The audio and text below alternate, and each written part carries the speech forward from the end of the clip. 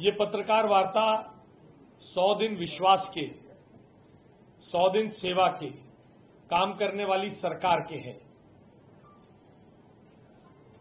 मैं सबसे पहले यहां आप सबके सामने ये स्पष्ट करना चाहता हूं कि मुख्यमंत्री रेखा गुप्ता जी की सरकार पंडित दीनदयाल उपाध्याय जी और प्रधानमंत्री नरेंद्र मोदी जी के विचारों से प्रेरित है। अंत्योदय हमारी सरकार का संकल्प है और ये सरकार, दिल्ली की भारतीय जनता पार्टी की रेखा गुप्ता सरकार, गरीब कल्याण को अपना कर्तव्य मानती है। यानी अंत्योदय हमारा संकल्प, गरीब कल्याण हमारा कर्तव्य है। मैं क्रमबद्ध तरीके से कैसे इस सरकार ने 100 दिन में अपनी गतिविधियों से गरीब कल्याण, मध्य वर्ग के उत्थान, गरीबों को आगे लाना और मिडिल क्लास के जीवन को सुगम बनाने का काम करने का प्रयास किया है, मैं आपको अपने मंत्रालयों से संबंधित कुछ बिंदुओं से ये स्पष्ट कराने की कोशिश करूंगा कि गरीब अंत्योदय हमारा लक्ष्य है, संकल्प है और गरीब कल्याण हमारा लक्ष्य है। इस सरकार ने आते ही सबसे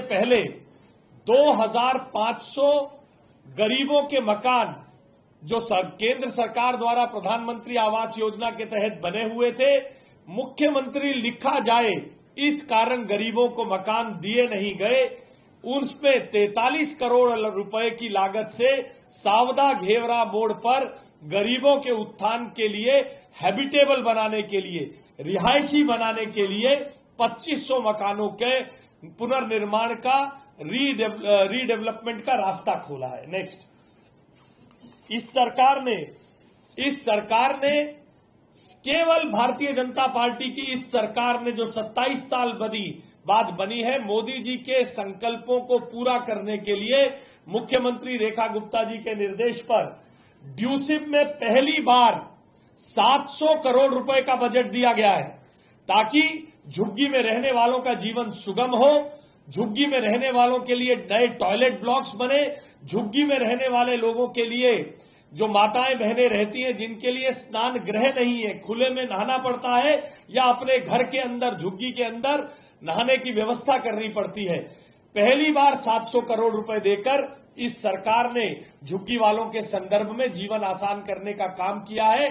और आपको यहां बताना बहुत जरूरी है, पिछली सरकार ने रात को 11:50 पर 31 मार्च को ड्यूसिप का बजट दिया था ताकि वो इस्तेमाल भी ना हो सके। और आज ये पिछली सरकार अपने आप को झुग्गी वासियों का बहुत बड़ा हितैषी कहने का बात करती है।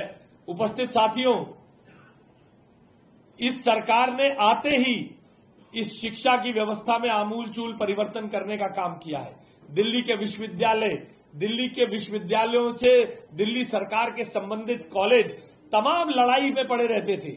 दिल्ली के बच्चों का आज दिल्ली विश्वविद्यालय में कौन पढ़ने जा रहा है? आपके हमारे मध्यवर्गीय परिवारों के बच्चे जा रहे हैं। 12 कॉलेजों के अध्यापकों का, 12 कॉलेजों के टीचरों का, 12 कॉलेजों के नॉन टीचिंग स्टाफ का, उन बच्चों का जीवन कठिन हो गया था। इस सरकार ने दिल्ली विश्वविद्यालय के 12 कॉलेज और संबंधित विश्वविद्यालयों का ग्रांट इन एड, जी हां, 417 करोड़ रुपए का ग्रांट इन एड 1 अप्रैल शाम से 2 अप्रैल सुबह के बीच में इस सरकार ने मध्यवर्गीय परिवारों में पढ़ने वाले बच्चों के शिक्षा व्यवस्था को आसान करने के लिए ग्रांट इन एड मुख्यमंत्री जी के निर्देश पर 1 अप्रैल की शाम को इनके खातों में पहुंचा, जिससे हजारों टीचर्स, नॉन टीचिंग स्टाफ, हजारों बच्चों के जीवन आसान और सुगम हुए। दिल्ली की टेक्निकल एजुकेशन के संदर्भ में 3 लाख रुपए आमदनी वाले, 3 लाख से नीचे वार्षिक आमदनी वाले बच्चों के लिए आप कल्पना कीजिए 2022 से उनकी स्कॉलरशिप नहीं दी जा रही थी। हमारी सरकार ने अंत्योदय हमारा लक्ष्य, गरीब कल्याण हमारा कर्तव्य, 19 करोड़ रुपए 2022-23 के हमारी सरकार ने इन 100 दिनों में इन 100 दिनों में देकर उन बच्चों की ट्यूशन फीस के आ रहे दबाव को कम करने का काम किया है। 3 लाख रुपए वार्षिक आमदनी वाले बच्चों की ये स्कॉलरशिप है। 21-22 से दी नहीं जा रही थी। भारतीय जनता पार्टी की सरकार ने अंत्योदय के लक्ष्य को, गरीब कल्याण के कर्तव्य को समझते हुए 100वें दिन इसको तुरंत अपने आप को कर्ज से मुक्त करने का काम किया है। 100 दिन के अंदर हमने नीट,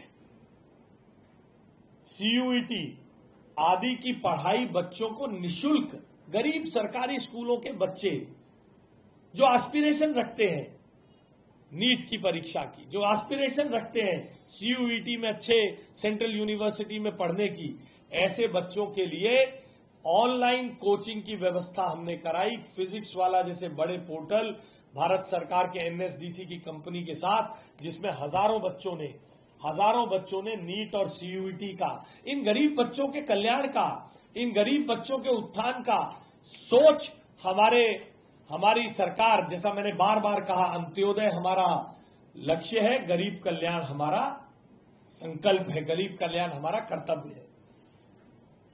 इसी गरीब कल्याण के लक्ष्य को सार्थक करते हुए मैं बार बार आपके सामने पहले भी कहा है, मैंने आप में से भी किसी को कह दिया जाए कि तुम्हें अगर दोबारा 10वीं क्लास में टाइम की मशीन को उल्टा करके आपको 10वीं क्लास में भेज दिया जाए तो सबसे पहले क्या करोगे?